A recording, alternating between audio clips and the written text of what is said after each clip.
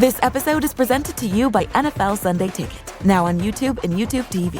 With NFL Sunday Ticket on YouTube and YouTube TV, you can watch your favorite teams' out-of-market Sunday games, plus watch up to 4 games at once with Multiview. Don't miss the race to the playoffs. NFL Sunday Ticket is now just $39 when bundled with YouTube TV, where you get even more football. Visit youtube.com/Spotify offer to sign up now.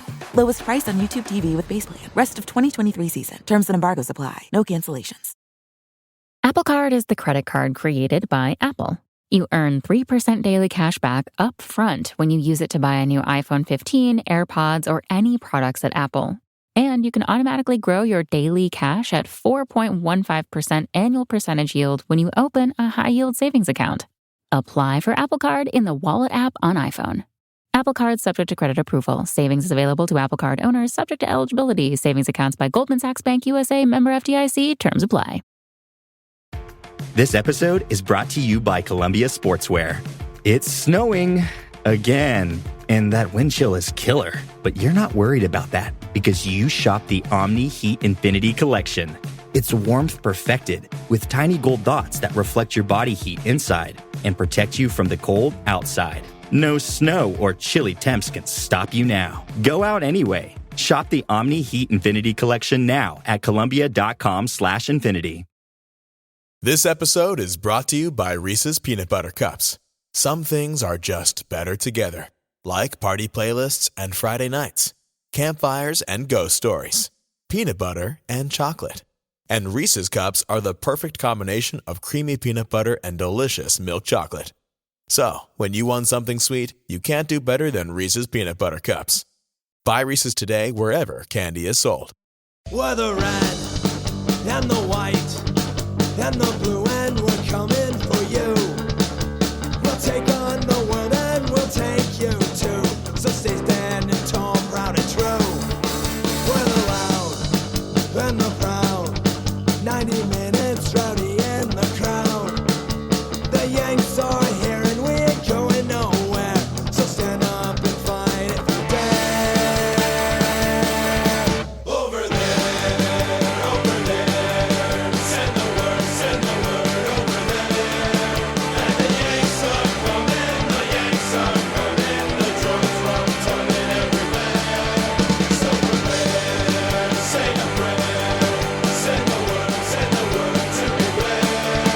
We'll be over, we're coming over, and we won't come back till it's over there. That song is Over There by the Vanden Arms. It seems quite appropriate. Even though they weren't actually over there, they were definitely right here for all three of them, right at home in the middle of the country. But it still works, Thad. It still works. So much to talk about tonight. We've got Gold Cup, Busio in the Gold Cup, Busio getting transferred. Is he transferred? How much is it? What's going on? We have no idea. Sporting KC standings after not having played for so long. It's still looking beautiful. We've got a game coming up on Wednesday versus San Jose, and we got some news from the presser today. Look at all that. How are we going to fit all this in here? I don't know. With Thad rambling and me doing a long intro. Hey, Thad. what's the name of this show again? What's the name of the show? The What are we Shades doing? of Blue Soccer Show. I feel like Is our this a listeners thing know now, this. though? Is this something we're going to be doing? What? Just roll with it, okay? No, I mean this show. It's been a while. Yes, it has. The one show that was appropriate to scream back at it again at the beginning, I didn't even do it. So Cody is back from exile from whatever country they sent him off to. Can't believe how awesome that random country was, but that's great. Good trip. Glad to be back with my dog, I guess. Actually, I don't know how glad I am to be back. I would like to still be over there. I miss my dog a lot. So you weren't actually a secret agent for some club over there that wanted Busio too? No? No. Please don't go to Estonia. So bad. 3 wins for the Yanks. None of which, one of which inspired confidence. They still snuck out on top of the group, avoided Mexico. What have you thought from the group stage so far? That's tournament soccer, though, man. You sometimes don't play well. You sometimes sneak through, and sometimes you just go all the way with barely winning. So, I don't know. It's a young group. It's the B minus C team, whatever you want to call it. B minus. I like that. Yeah, because I don't think it's really a B team either. Too many guys missing, but lots of young guys got their first chances, man. Busio's cap tied. He had some good moments. He had some, nothing. I don't want to say bad, but just not stellar. He Yes, wasn't I stellar agree. in the last game, but neither was DK and some others. Well, you got to look at yesterday kind of in a sense as a final. And, finals are often not pretty games. It was tight and we wanted to win the group. And Canada knew once we went up that they had to press. And yeah, it just was ugly. But we got the win and that's all that matters. But I mean, I agree with Thad.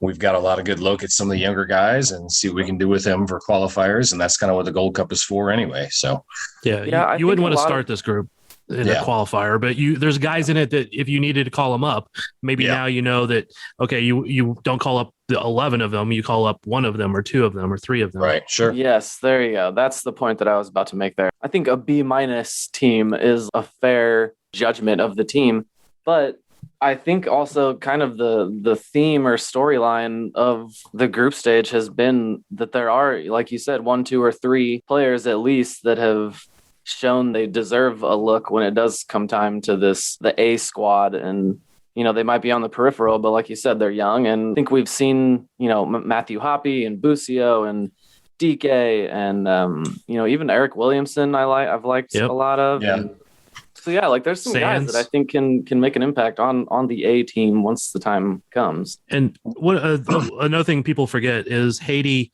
has been playing and been together for a month before they got there. Canada's been together and playing for a month before they got there. Haiti is always a tougher team than what people expect them to be. So 1-0 win over them was pretty decent. A blowout of Martinique was good. Canada, which has significantly improved over the last few years, they were minus a couple of players just on injury, but otherwise that was their best team they could put out there against the B- team. So it was expected, and I'm okay with that. Yeah, agreed. I was bummed Zimmerman got hurt yesterday early in the game, but wanted to I see think how he that's- could perform. I think that changed a lot of it. I've actually liked his performance in the first Yeah. two games. Yeah, and what's the guy's name? The guy's name that came in his Sands replacement? or Stace. Pine. Pine. Oh no, the other one. James Sands. Sand. No. I guess He was the- already in there. Yeah, so the one that came in to replace him, big, tall, athletic-looking black guy. I can't think of his name. Donovan Pine, I think. Yeah, that's Pine. Okay, right. Yeah, not my favorite. Robinson played well too. He's Yeah. one of my least favorite. Like he was if there was a failed experiment of the Gold Cup so far, I think that it has been him. I've not liked him on the ball one single time. So yes, I think losing Zimmerman was definitely a big blow to that. But Yes, let's it get on to was. let's look at Busio. Thad kind of got into it a little bit.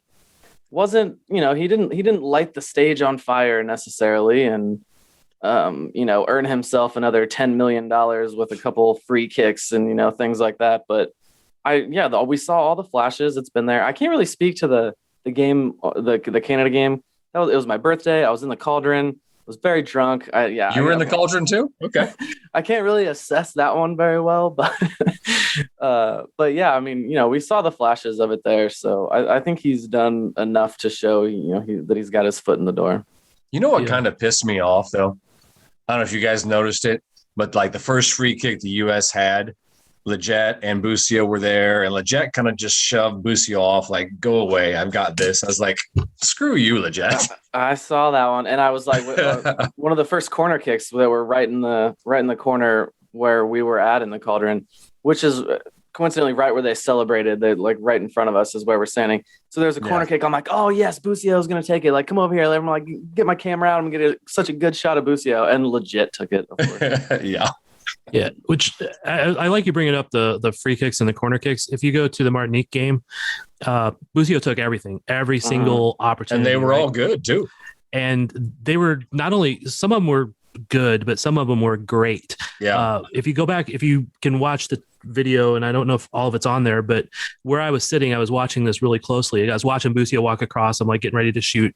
And I think on the first two of them, Zimmerman walked over and said something to him or gave him like a little signal, like very obvious, right? And both of those first two balls went to Zimmerman's head. The third time, was Roldan walked over and said something to him. And it went exactly to where Roldan would have been if he could jump and didn't get knocked over by a defender. I mean, literally, it was like right in the right spot for him to be if he could jump, a foot high. Yeah. And the defender hadn't knocked him off that spot. Oh, it's crazy right now for someone to take the ball off of Busio's foot from a set piece. Like he is just so locked in at the moment. I wrote what we learned from that Martinique game, and I wrote in there if Busio gets a shot within 35 yards at that goal, like he's not missing it. There's no way. He gets closer and closer. Like he's just so pinpoint right now that he was like 6 inches off the bar on the one. Yeah. On the one shot he had, it was off the underneath of the crossbar. Mm-hmm. It's just crazy to not have. I understand the older guy gets to do it, the captain or whatever gets to do it, but he should have let Busio take it. Now, all the positives on Busio, like in the Haiti game, when he came in, he was obviously and clearly better than Yule, moving the ball forward, moving the side to side, getting it forward. Martinique game, I don't think he was as effective getting it forward as he was in the Haiti game. Maybe because he started and maybe they had him plotted out a little bit better. I don't know, but he was still pretty good at it. In the last game against Canada, I don't think he was good at nearly as good at getting the ball forward, but it was a much better team. And I think just the different players maybe messed him up a little bit. So he was playing a little bit. He was playing a little different position too, especially early on. He was kind of like actually a 10 underneath DK and Zardis. Yeah. So it was a little bit different. So the latest on the transfer saga, Taylor Twellman was breaking the news, combining it with incentives and things like that. He has the number up at like $11 million to Venezia. And that it could be, he was even saying that it could be finalized midweek here. So maybe during the game on Wednesday or around the game time then. So what do we think? Venezia, he's following a fellow Yank there. Is that's good for them? Or, I think so. Can they stay up in Serie A with these two baby Yanks leading the way? You never know, man, but I like the idea that he's going there with another American. Yeah. They can kind of grow together and hang together. And I mean, I know Boost speaks Italian, but it's also good to have a fellow American there that you can hang out and do stuff. So, yeah. And I don't know if those two are leading the way, maybe Busio more than the other one, but some of our posters on comments on Thad's article, made the point that it's a good place for him to go. He's going to get playing time, which is exactly what he needs. And he's going to be able to grow into it just like the club itself does, growing into being in the top division. So I think both him and Tessman will get plenty of time because they're two of their highest. Busio will be their highest acquisition ever. And Tessman is one of their highest acquisitions ever. And to even go to beat him, you got to go back like 30 years. Yeah. Bob, this is America. We control it. We win everything. We control everything. It's their team. So we're gonna soccer. Sorry. We're going to take a quick break and we'll talk SKC finally when we get back. So we'll be right back. This episode is brought to you by Google Pixel, the official fan phone of the NBA and WNBA. The new Pixel 8 and Pixel 8 Pro are built different. How? Take the Audio Magic Eraser tool that helps block out distracting crowd noise so your play-by-play commentary sounds crystal clear. The only phone engineered by Google brings out the audio you care about so your videos sound as crisp as they look. Learn more at googlestore.com/Pixel NBA. Audio Magic Eraser requires Google Photos app. May not work on all audio elements. Sporting KC, having not played in what seems like 3 years, is still second in the West, third in Supporters Shield, right there within striking distance. Seattle now, when we started, they had the game in hand and we were 3 points ahead. Now they have played one more game and we got the game in hand with 3 points behind.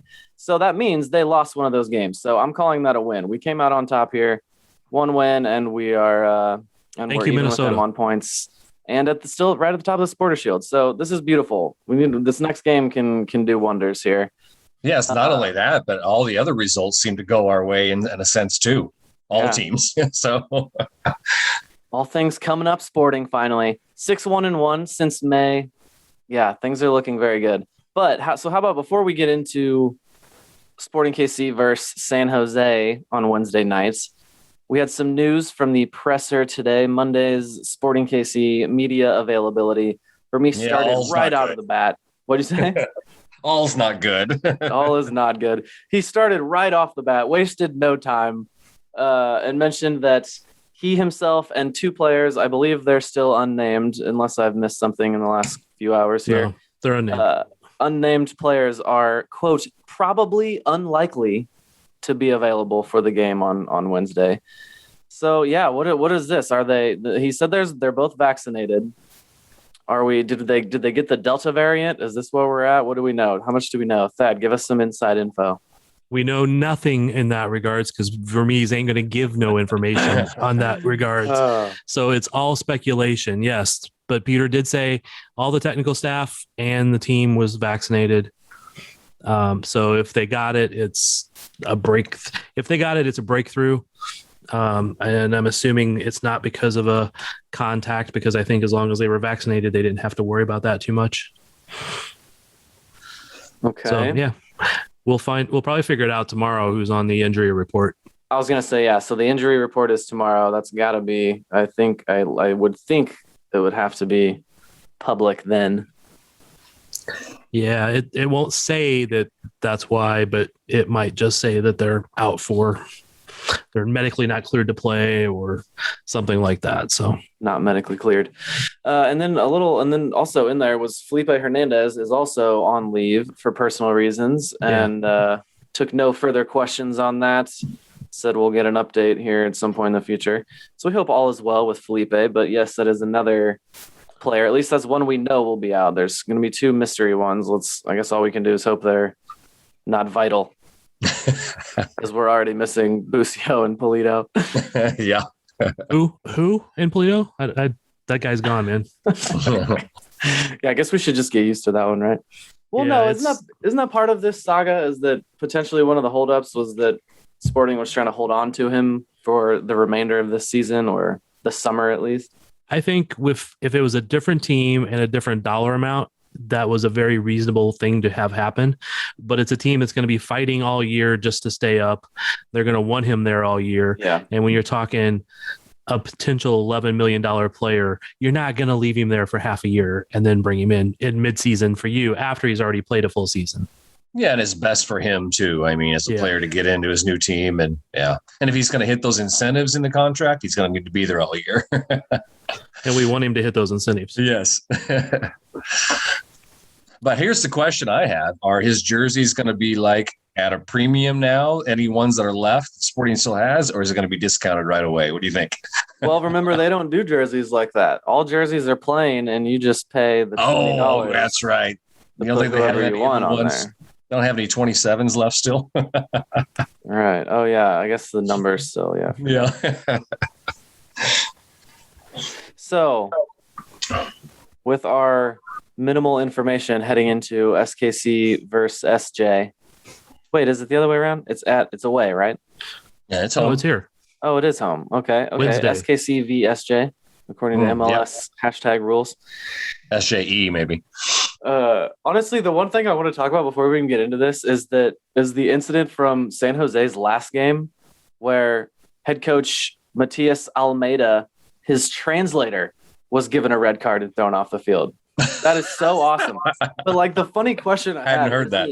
Is it because the translator went off beat, did his own thing, said something mean to him? Or did Almeida say something terrible and then the translator simply translated and then was given a red card and asked to leave the field? I don't know. Which one of these could have possibly happened? Isn't that a movie, Lost in Translation? Isn't that a movie?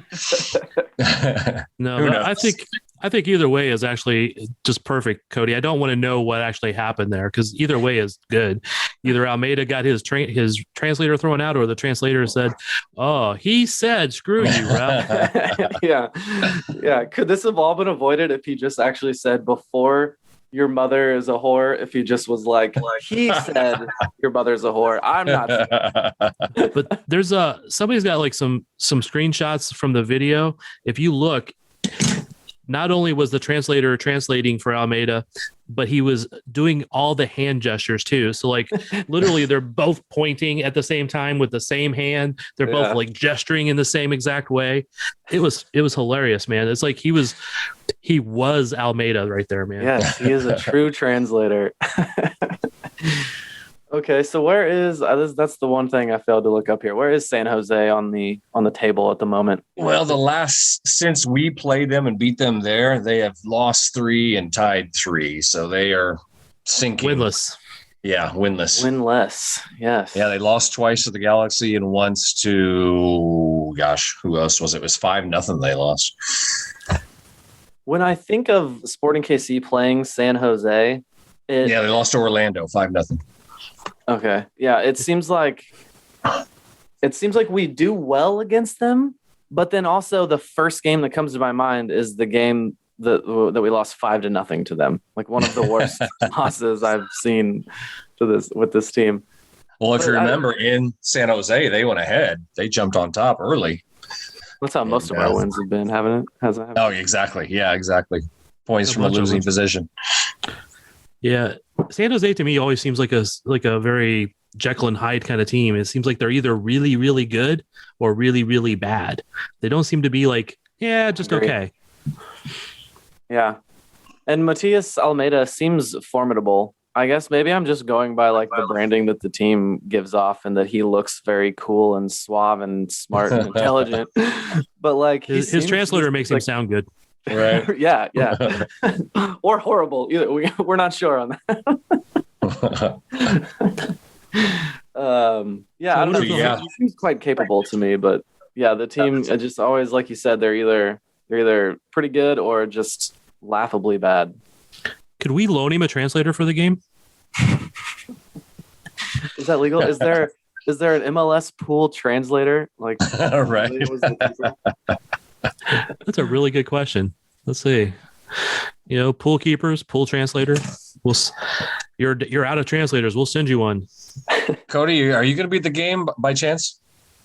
No, clearly, because I didn't even know that it was. Yeah, I was going to say we could start a pool. Who sees Vermees, in the background, still pulling all the strings first? We, and it wins $10 or something. I don't know. And if he can't be on the sidelines, if he can't be on the sidelines, will it be Carey as the official head coach? Yeah, but he'll have earbuds in. Oh yeah. I spy sometimes. Like, I'll look at the club level and like just see if I know anybody up there. I'll just pop some shots off at it during a lull in a game, and then I'll just look at the photos later. So I found 2 games ago, the U.S. game against Martinique, there was a suite with Vermees and some Sporting coaches and staff, and then I noticed in the last game, Vermees wasn't up there, but I saw a bunch of the staff up there and Jimmy Nielsen. I was like, maybe he's over, finishing the deal for Busia or quarantining. Maybe that was the answer. So was Mahomes there yesterday? I heard he was. Yeah, he was. He was in the house. I found the suite that he was in too. Again, I'm not like trying to see exactly what they're doing. I just glance up there to see if I've recognized any celebrities or scouts or people from other teams. Okay, you can creep that. Okay. Well, back to San Jose. Last game, we had a lot of joy going through up the gut against San Jose. Maybe that'll be the opportunity again. But remember, that was Lindsay's first goal last time too. So. There we go. Hashtag analysis. We got it stuck in there, right? We got some analysis stuck in. Go up the middle. All right. Good job, Bob. Thank you. Well, that man marking system that Almeida is loyal to, and it's the death of him too at times, as we've talked about. Sometimes it works. Yeah. High pressure, but he'll be on the road. We'll see what they do. Yeah, I mean, it's hard to even make any predictions. We can't predict a lineup. We don't even know these 2 players that are missing. So yeah, I mean, we just got to let it lie, I guess, here. COVID live podcast. Might not have a coach on one side, might not have a translator on the other side. Well, we do know it's going to be near 90 degrees. So there you go. Supposedly. We could go with a 3-back, system or something. Who knows? Yeah, I mean, that's something we haven't talked about yet. I guess that's for later. If and when Busia leaves, what is that lineup? Yeah, that we should do we could do a series of podcasts on that one alone there. Yeah, because so that is a big question, is what they do then. Move Ilya back up, but he's been so good next to Fontas. yeah, I mean, I think that seems to be the prevailing thought, is that the Ilya center back experiment would come to an end. All right. So scenarios for who actually has COVID. Okay. I'm going to guess Ismat Marin and Russell, just because they've had a rough year with injuries. I hope it's not Shallowy and it shatters his confidence and he goes back to the 2019 player he was. That's not funny, no. but it kind of is. Okay, who seems like they would be? Who was going out? Who was getting into shenanigans? Well, Shallowy had it before, didn't he? Didn't he get COVID before? Yeah. Yeah. I don't Suspected. know. We don't know anything for sure. Yeah, of course. He admit it. I think he actually might have admitted it. Mm. Okay, Yeah, he fine. did. Thank you for stopping us from speculating wildly. So, did we miss anything? They did announce what's the name of that competition? The Leagues Cup quarterfinals hosting Lyon. Yeah, that's the not till not August 10th. CCL competition. Right. the other money grab that's not CCL. Right. Hey, anytime that we get a chance to beat Mexico teams, I'm here for it. And that's coming up August. Is that August 10th? Or Yeah, September? August 10th. So Okay, we've got wow, that's some coming time up quick. to preview that. And the vote for All-Star game is coming up. Mexico announced their team. Oh, did they really? You can vote right now, I thought. right. No? Yeah. Yeah. That's what, yeah. But I mean, it's the time to vote is coming up. It's like, or is about to run out. Oh, okay. Yes. Go vote. Who's your number one? If you can only pick one, who's our all-star? Shall we? Yeah, probs. Busio, they'll Agreed. come back from Italy. See, that's the name recognition. And this is all brought to you by Il Testamento Busio. Domain soon to be acquired. Right. I say 3-1 Sporting. And that's Based prophetic. on what? We don't know anything. That's Optimism. the score. Exactly. He is Optimism. just Okay. optimistic. Top of the table, man. With goals by Lindsay, Wilson Harris, and Grayson Barber. It Okay. is optimistic.